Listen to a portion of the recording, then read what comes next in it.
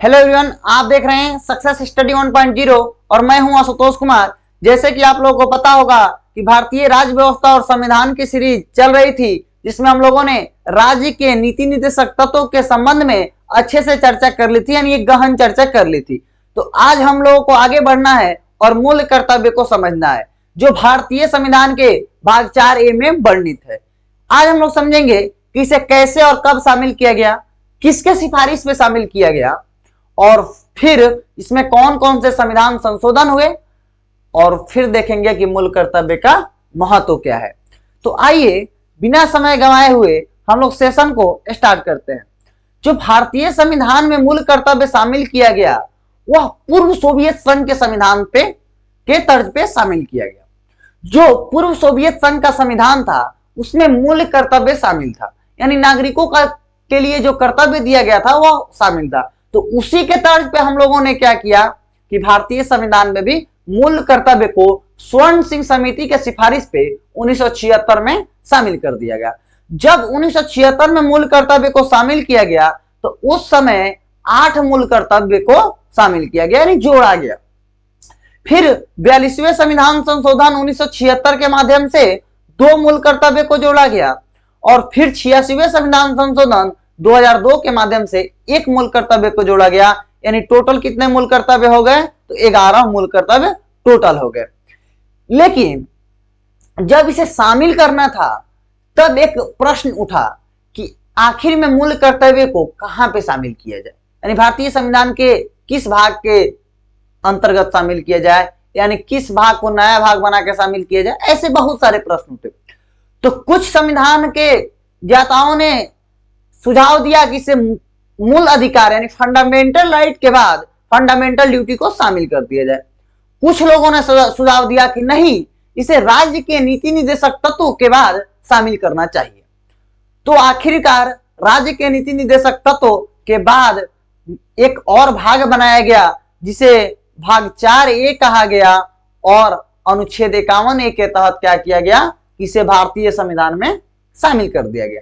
तो ये चीज तो आप समझ लिए कि कब संशोधन हुए और कितने मूल कर्तव्य जोड़े गए, कहां से लिया गया, कि कौन सा भाग बनाया गया और फिर किस अनुच्छेद में जोड़ा गया। तो आइए अब देखते हैं कि कौन कौन से हमारे मूल कर्तव्य हैं। जो नंबर 1 की मूल कर्तव्य है वह यह है कि संविधान का पालन करना और उसके आदर्श संस्थाओं, राष्ट्रध्वज या राष्ट्रगान का आदर करना। यानी जो हमारे संविधान के आदर्श हैं उन सभी आदर्शों को पालन करना, जैसे पंथ निरपेक्षता, बंधुत्व, इन सभी आदर्शों का पालन करना जो जो संविधान में आदर्श दिए गए हैं। दूसरा नंबर है कि संस्था, जो राष्ट्रीय संस्था है, अगर उनके द्वारा कोई निर्णय लिया जाता है तो उन सभी चीजों का हम लोग को आदर करना चाहिए। तीसरी बात है कि राष्ट्रध्वज, तो आप लोगों को पता होगा कि तिरंगे का आदर करना हम सभी का एक कर्तव्य है और इसे 100% ही पालन करना चाहिए। लेकिन एक चीज बहुत मन में दुविधा उत्पन्न करता है कि 15 अगस्त और 26 जनवरी के दिन लोग बड़े स्तर पे तिरंगा खरीदते हैं और फिर उसे देखा जाता है कि 15 अगस्त और 26 जनवरी के बाद उसे फेंक देते हैं। यह गलत है। अगर आप तिरंगे खरीद रहे हैं तो उसको सम्मान से अपने घर में रखिए, अच्छे जगह पे रखिए जहां लाइट वगैरह की प्रॉपर सुविधा हो, क्योंकि वो हमारा शान है। तिरंगा के लिए हम लोग इतनी बड़ी लड़ाई लड़े और उसका सम्मान न करें तो ये उचित नहीं प्रतीत होता है। इसलिए आप लोगों को यह जरूर, यानी राष्ट्रध्वज का जरूर आदर करना चाहिए और हमारे राष्ट्रीय गीत का भी। जो दूसरा नंबर का मूल कर्तव्य है वह यह कहता है कि स्वतंत्रता के लिए हमारे राष्ट्रीय संघर्ष को प्रेरित करने वाले महान आदर्शों का पालन करना चाहिए। यानी जब हम लोग स्वतंत्रता संग्राम में शामिल थे, यानी जो हमारे पूर्वज थे वो स्वतंत्रता संग्राम जब लड़ रहे थे, तो स्वतंत्रता संग्राम का जो आदर्श था उन आदर्शों को हम लोगों को क्या करना चाहिए, पालन करना चाहिए। तीसरा जो मूल कर्तव्य है वह यह कहता है कि भारत की संप्रभुता, एकता और अखंडता को बनाए रखना और उसकी रक्षा करना। यानी जो हम लोग की, अब एक बात समझिएगा, 15 अगस्त 1947 से पहले भी तो हम लोग एक क्षेत्र थे, एक देश तो थे, जिसे भारत, इंडिया कहा जाता था, हिंदुस्तान कहा जाता था। लेकिन क्या था हम लोग के पास कि जो हम लोग एक क्षेत्र होते हुए भी एक देश नहीं थे, एक राष्ट्र नहीं थे। वह कौन सी चीज थी? संप्रभुता थी। हम लोग संप्रभु नहीं थे, हम लोग अपने स्तर से कोई निर्णय नहीं ले सकते थे। हम लोग का निर्णय कौन लेता था? इंग्लैंड के शासक के द्वारा लिया जाता था, यानी ब्रिटेन के द्वारा हम लोग का निर्णय लिया जाता था। तो जब हम लोग की संप्रभुता मिल गई, उन सभी चीजों को क्या करना चाहिए? हमें रक्षा करना चाहिए। हमारे संप्रभुता पे कोई अगर चोट पहुंचाए तो उसे करारा जवाब देना चाहिए, हमारा मूल कर्तव्य है। देश की एकता और अखंडता को सुनिश्चित करने के लिए जो भी करना उचित है, उन सभी चीजों को हम लोग को करना चाहिए, हमारा कर्तव्य है। चौथी जो मूल कर्तव्य है वह यह है कि देश की रक्षा करना और आवाहन किए जाने पर राष्ट्र की सेवा करना, यानी देश का रक्षा करना हम लोग का कर्तव्य है।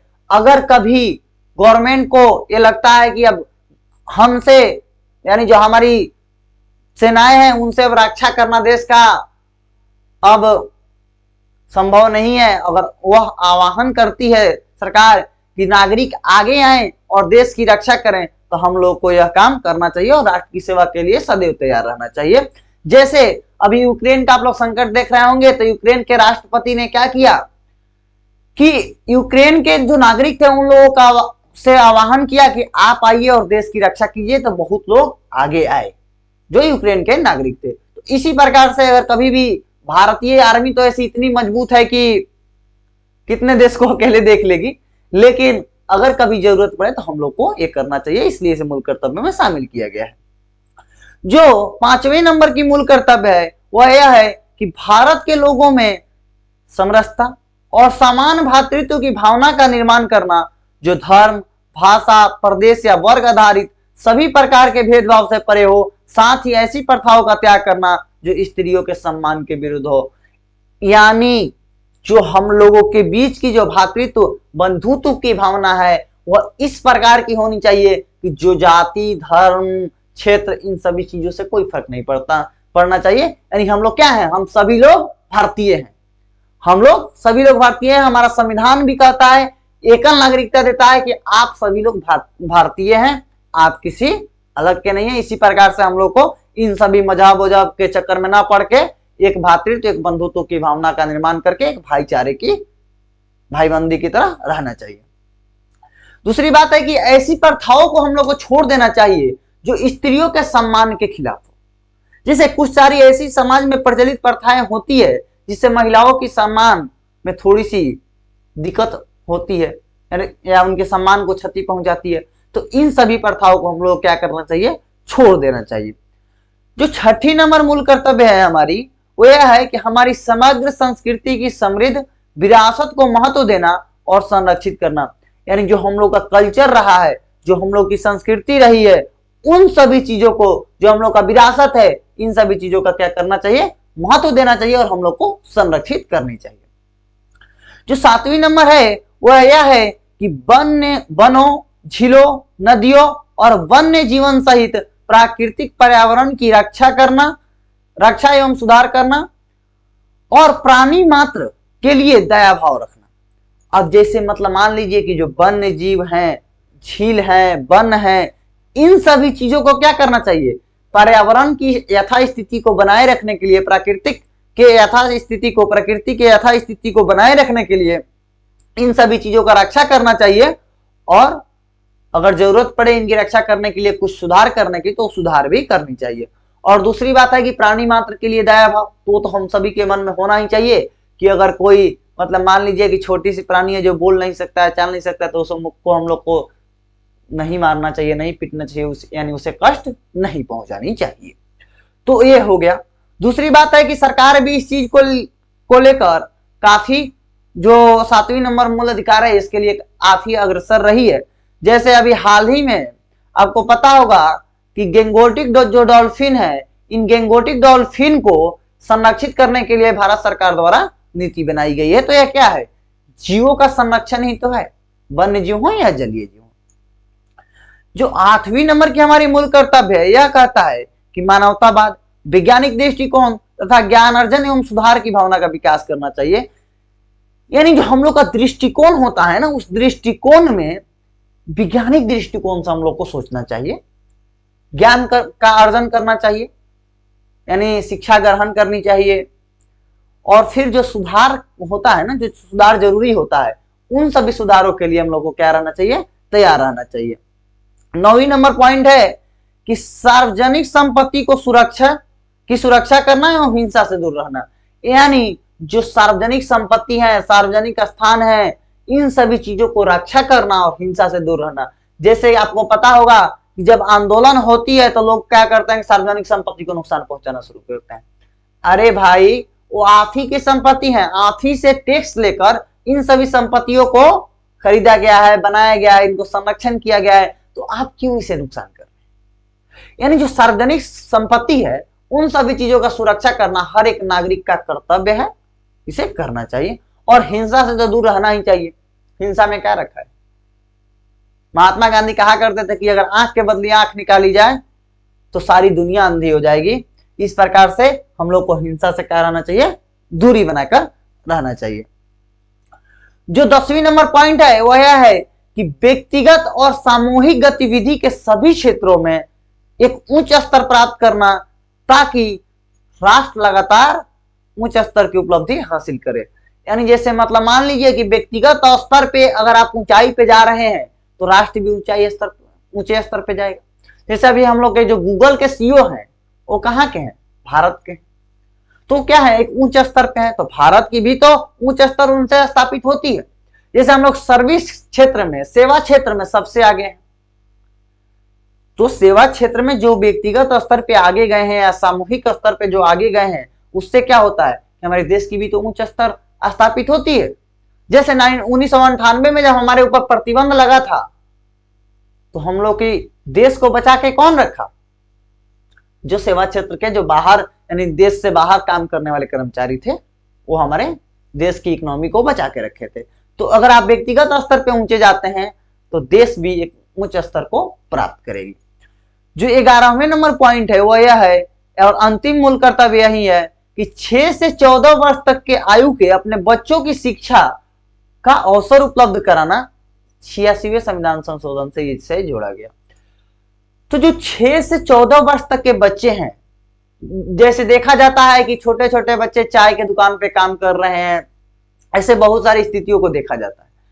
तो जो उनके पेरेंट्स हैं, जिनके मतलब हर एक पेरेंट्स के लिए है कि जो पेरेंट्स हैं जिनके बच्चा 6 से 14 वर्ष के आयु से गुजर रहा है, तो उनको क्या करना चाहिए, उन बच्चों को शिक्षा उपलब्ध करवाना, यह जो है पेरेंट्स है, माता पिता है, उनका यह कर्तव्य है। अब देखिए 86वें संविधान संशोधन से संविधान में 3 चीजें जोड़ी गई। अब 3 चीजें समझ लीजिए क्या क्या जोड़ी गई। नंबर 1 कि 6 से 14 वर्ष तक के बच्चों की शिक्षा उपलब्ध कराना उनका मूल अधिकार है, अनुच्छेद 21 के तहत। दूसरा, जब अनुच्छेद 45 खाली हो गया, यानी जब अनुच्छेद 45 से जो ये वाला प्रावधान निकाल के अगर मूल अधिकार में शामिल कर दिया गया, तो यह क्या हुआ, रिक्त हो गया। तो इस रिक्ति को पूर्ति करने के लिए क्या किया गया कि 0 से 6 यानी 6 वर्ष तक के जो बच्चे हैं, जन्मजात से लेकर 6 वर्ष तक के बच्चे हैं, उनको पोषण व शिक्षा उपलब्ध कराना राज्य का कर्तव्य होगा, यानी एक और राज्य के कर्तव्य डीपीएसपी में जोड़ दिए गए। फिर मूल कर्तव्य में जोड़ा गया कि 6 से 14 वर्ष तक के आयु के जो बच्चे हैं उनको शिक्षा का अवसर उपलब्ध कराना उनके माता पिता का कर्तव्य होगा। तो आप सभी लोग मूल कर्तव्य समझ लिए कि कौन कौन सा मूल कर्तव्य है। अब देखते हैं कि मूल कर्तव्य की प्रकृति कैसी है।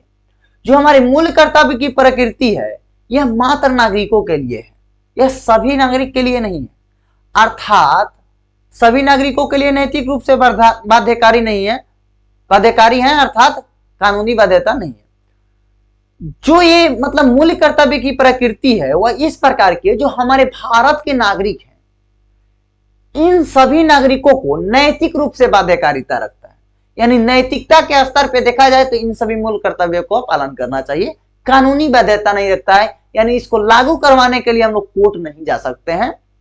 अब देखिए, तो ये आप लोग मात्र नागरिकों के लिए उपलब्ध है। नागरिक शब्द आप लोग सुन के थोड़ा सा परेशान होंगे। देखिए, एक देश में कितने प्रकार के नागरिक रहते हैं? जो नागरिक हैं वो 2 प्रकार के रहते हैं। एक जो होता है वो विदेशी, और एक होता है राष्ट्रीय नागरिक। विदेशी या स्वदेशी, स्वदेशी कह लीजिए इसको, यानी जिसका मूल जन्म स्थान भारत है वह स्वदेशी हो गया, एक विदेशी हो गया।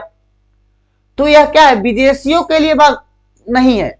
विदेशी इसे क्यों पालन करेंगे भाई, आपके देश का मूल कर्तव्य है, आप इसे पालन कीजिए।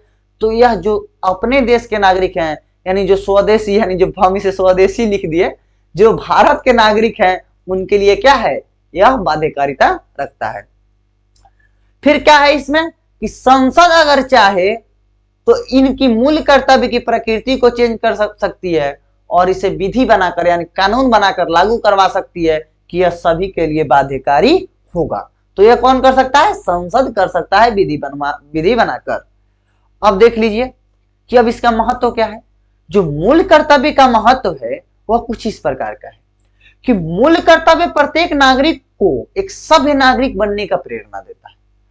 जो भी इसमें आप 11 पॉइंट देखे, इसमें कौन सा ऐसा पॉइंट है कि सभ्यता की ओर नहीं मतलब आपको खींचता है।